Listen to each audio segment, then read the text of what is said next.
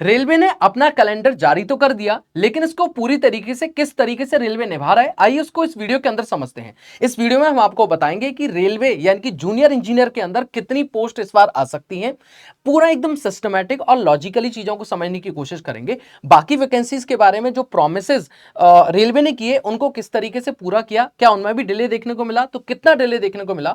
2024 यानी कि कह सकते हैं 2024 और 2025 में जो वैकेंसी थी उनका कंपैरिजन क्या रहा। अगर आप फ्रेशर स्टूडेंट हैं या फिर कहूंगा पास आउट स्टूडेंट है तो क्या इसमें अप्लाई कर पाएंगे, क्या डिप्लोमा वाले स्टूडेंट इसमें अप्लाई कर पाएंगे, क्या इस बार जो स्टूडेंट क्वालिफाई करेंगे उनको 8th पे कमीशन के अनुसार सैलरी बढ़ के मिलेगी। इन सभी पॉइंट्स के ऊपर इस सेशन में हम लोग डिस्कशन करेंगे। तो आज का हमारा जो मेन मुद्दा रहने वाला है वो यही रहने वाला है कि एज रिलैक्सेशन। अच्छा, एक बात और कि न्यू इंटरफेस के आधार पर क्या आपका रेलवे का एग्जाम इस बार कराया जाएगा, यानी कि जूनियर इंजीनियर का एग्जाम भी न्यू इंटरफेस के आधार पर होगा। चलिए इस वीडियो के अंदर हम लोग जानने की कोशिश करते हैं। सबसे पहले सर, जो कैलेंडर था ना, ये जारी कर दिया था, बहुत टाइम हो गया इसको, लगभग महीनों 4 से 5 महीने से शुरुआत में ही आ चुका था ये।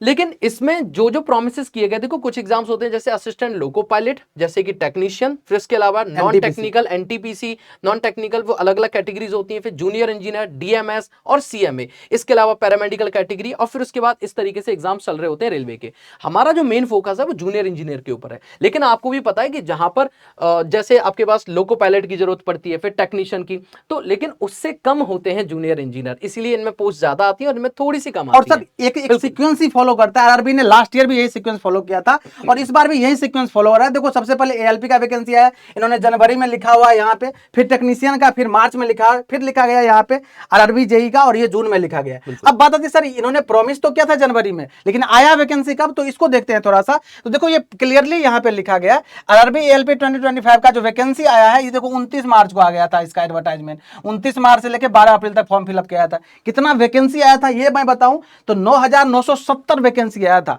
और इससे पहले अगर मैं बात करूं तो 18,799 वैकेंसी आया हुआ था। इसी तरह अगर मैं बात करूं यहाँ पे टेक्नीशियन का वैकेंसी, देखो इन्होंने मार्च में प्रॉमिस किया है, और टेक्नीशियन का वैकेंसी यहाँ पे देखोगे तो आरआरबी टेक्नीशियन का जो नोटिफिकेशन है ये 21 जून को आ चुका है। देखो 21 जून को प्रॉपर वैकेंसी आ चुका है। इसमें जो टोटल पोस्ट है ये 6,374 पोस्ट है, और प्रॉमिस किया गया था कब, मार्च में, वैकेंसी आया जून में। अब आपको पता है अगर ऊपर से ही चीजें डिले हो गई है, एएलपी डिले हो गया, यस टेक्नीशियन डिले हो गया, अब बात आती है जेई का। अगर मैं जेई का बात करूं तो जेई में 2024 का बात थोड़ा सा देखते हैं। देखो 2024 में जो टोटल वैकेंसी आया था ये आया था 7,951। इसमें अगर टोटल मैं बोलूं कितना फॉर्म फिलअप किया गया था, 11 लाख के आसपास फॉर्म फिलअप किया गया था। अगर मैं बात करूं टोटल नंबर ऑफ स्टूडेंट कितना अपियर हुआ था एग्जाम में, तो 6,82,623 स्टूडेंट अपियर हुआ था। और आपको पता है 15 टाइप स्टूडेंट जो है सीबीटी 2 के लिए क्वालिफाई किया था।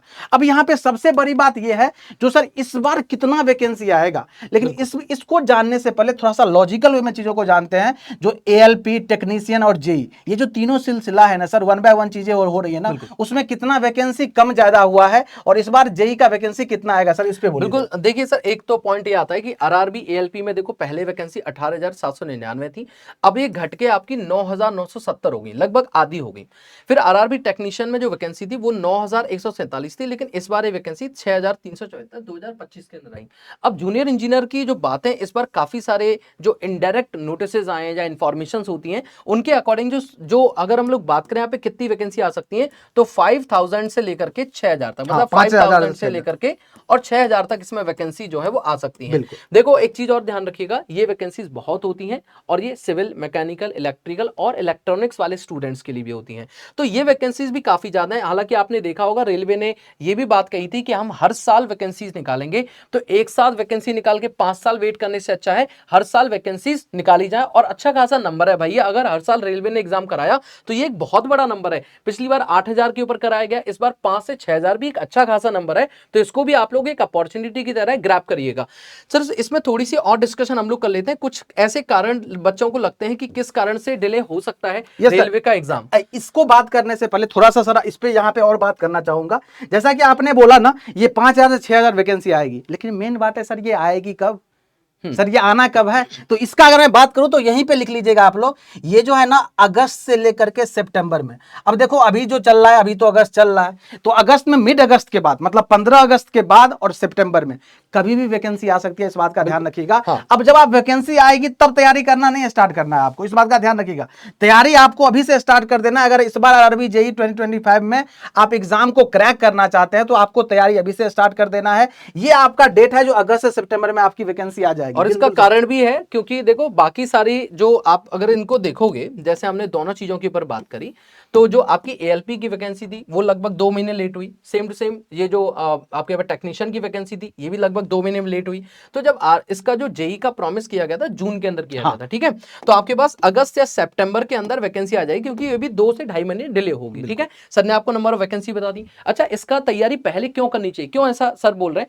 क्योंकि आपको पता है आरआरबी का जो एग्जाम का जो पैटर्न है वो बाकी एग्जाम से बिल्कुल डिफरेंट है, हट के पैटर्न है। क्योंकि इसमें पहले नॉन टेक की तैयारी पूरी करनी पड़ेगी, फिर आपको सेकंड पेपर में टेक नॉन टेक दोनों की तैयारी करनी पड़ेगी। तो काफी बढ़िया कंपटीशन, टक्कर वाला होता है मुकाबला। तो थोड़ा सा और आगे बढ़ते हैं, कुछ कारणों के ऊपर डिस्कशन कर लेते हैं कि कौन से ऐसे कारण रहे होंगे जिनके कारण से आरआरबी अभी डिले कर रहा है। सबसे पहला कारण हो सकता है कि आरआरबी ने पहली बार कैलेंडर रिलीज किया है। देखो एसएससी हर साल अपने कैलेंडर के अनुसार एग्जाम्स कराता है, लेकिन रेलवे ने पहली बार अपना ऑफिशियल कैलेंडर दिया है। बिल्कुल। और ये भी कह रहा है रेलवे कि हम हर साल ऐसा कैलेंडर जारी करेंगे एग्जाम से पहले। देखो कहीं ना कहीं 1-2 महीने का डिले एक बहुत बड़ा डिले नहीं है, लेकिन ये आप लोगों के लिए अच्छी अपॉर्चुनिटी है कि अगर 1-2 महीने डिले हो भी गया तो जो बच्चे अभी पास आउट हुए हैं उनके लिए बढ़िया अपॉर्चुनिटी मिल सकती है। ठीक है, बाकी कई बार ऐसा होता है बाकी सभी वैकेंसीज में 2 महीने का डिले, ये भी एक बड़ा रीजन है कि जब शुरू से स्टार्टिंग से कोई चीज डिले होगी तो आगे तक भी डिले होती हुई चली जाएगी।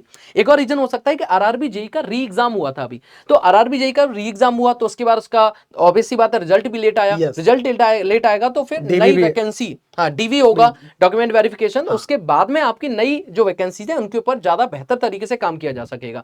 चलिए आगे बात कर लेते हैं, और कई बार न्यू इंटरफेस के भी इसके कारण बन जाते हैं। कुछ ऐसे सवाल जवाबों के ऊपर डिस्कशन कर लेते हैं जो आपके मन में हमेशा रहते हैं, जैसे क्या सर 2025 में एज रिलैक्सेशन मिलेगा? नहीं मिलेगा, क्योंकि 2024 के अंदर जो वैकेंसी आई थी वो 2018 या 19 के डायरेक्ट बाद आई थी, तो एक बड़ा लंबा गैप हो गया। तो कोविड की वजह से बीच में जो टाइम नहीं आ पाई वैकेंसी, उस वजह से आपको 3 साल का एज रिलैक्सेशन मिला था, लेकिन अब ये एज रिलैक्सेशन आपको एक्स्ट्रा जो कोविड की वजह से था वो नहीं मिलेगा।